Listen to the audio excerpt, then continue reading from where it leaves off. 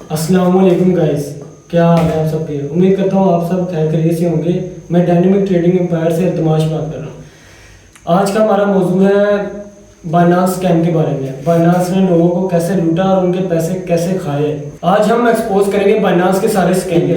Scam number 1, Binance के ऊपर आज भी मनी लॉन्ड्रिंग का केस चल रहा है। आप गूगल पे जाके अभी भी सर्च करेंगे बाइनांस मनी लॉन्ड्रिंग केस, आपको सारी डिटेल आ जाएगी। तो मनी लॉन्ड्रिंग होता क्या है? कोई बैंक है, अगर आप बैंक के अंदर अपने पैसे रखते हैं, अगर बैंक के अंदर इस उधर से चोरी हो जाते हैं तो बैंक की सिक्योर नहीं है, तो आप कैसे फिर उस बैंक के अंदर पैसे डालेंगे। तो ये लोग, काफ़ी लोग बाइनांस को एज अ वॉलेट यूज़ करते हैं अपने पैसे रखने के लिए, बैंक समझ के। अगर उसमें से पैसे गायब हो जाए तो क्या हमारे पैसे सेव हैं? नहीं, हमारे पैसे सेव नहीं है। स्कैम नंबर 2, आज से 3 से 4 माह पहले आपको पता होगा, जो लोग बाइनांस पे फ्यूचर ट्रेड करते हैं उनको पता होगा कि उनके एसएल हिट नहीं थे होते। क्यों? एसएल क्या होता है? आपकी अमाउंट है, अगर मिनिमम माइनस में जाए तो आपका एसएल उस चीज़ पे लगा होता है कि इससे नीचे ना जाए और हमारा अकाउंट सिक्योर रहे, हमारी अमाउंट सिक्योर रहे। तो लोगों का वो एसएल हिट नहीं था होता और पूरा अकाउंट ही लिक्विडेट हो जाता था। तो अगर इस चीज़ को स्कैम ना माने तो फिर और क्या माने। स्कैम नंबर 3, अब ये जो क्रैश आया, कुछ लोग कह रहे थे अक्टूबर, तो वो क्रैश में होता ये है कि अमेरिका ने चाइना के ऊपर टैरिफ लगाया, जिसकी वजह से चाइना ने जो अपना पैसा बिटकॉइन में लगाया हुआ था वो तो उसने निकाल दिया। अब पहली बात ये है। दूसरी बात ये है कि जब चाइना ने अपना पैसा निकाला तो बिटकॉइन क्रैश हो गया, तो बाकी मार्केटें क्यों क्रैश हुई? चले ठीक है, मान लेते हैं। अब आते हैं बाइनांस के ऊपर। बाइनांस में हो गया बिटकॉइन क्रैश, सारी मार्केट क्रैश हो गई, हमें हो गया लॉस, हम लिक्विडेट हो गए, हमारे सारे अकाउंट वॉश।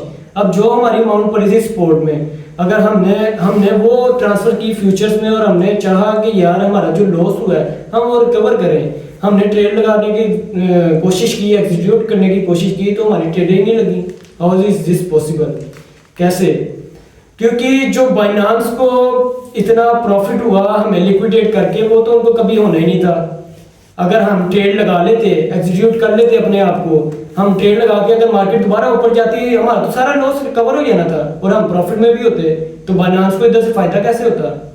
तो ये स्कैम नहीं तो और क्या है। जो स्कैम नंबर 2 था, स्कैम नंबर 2 में भी ये हुआ, जो स्कैम उन्होंने अगेन किया कि एसएल वाला काम कर दिया।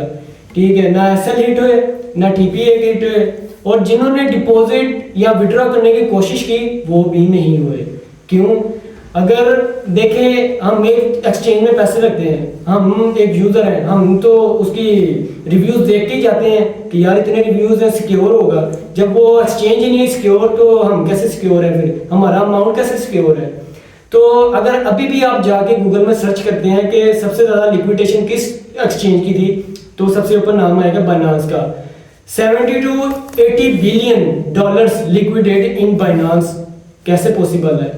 बल्कि के सारे एक्सचेंजों में जब मिलियंस में लिक्विडेशन थी, मार्केट क्रैश भी मानने में आता है। जब बाइनांस ने इतनी लिक्विडेशन क्यों दी कि सारों की अमाउंट ही लिक्विडेट होगी, और इतना 80-90 बिलियन डॉलर्स एक अमाउंट होती है।